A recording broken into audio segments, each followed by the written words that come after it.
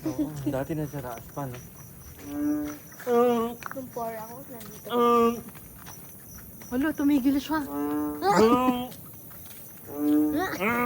Ay, hindi pala nakasinilaw natin sa likod. Anong masasabi mo na nakapusang kabuy? Masarap. Masarap. Ang bigat. Kasi, Ilan taong ka na ba? Ba't nagpapapusang ka pa? Ilan ka na ba? 9. Gusto ko lang i-recreate. Ano pa sabihan mo kanya kang daddy? Thank you, Daddy. Sabihan mo pa kang daddy kanyan. Ako nga din. Ano pa sabihan mo kang daddy? Sumakit na yung tuhod niya. Ano? Ganyan yung mata ni daddy. Mukha siyang multo. Doon sa may dyan.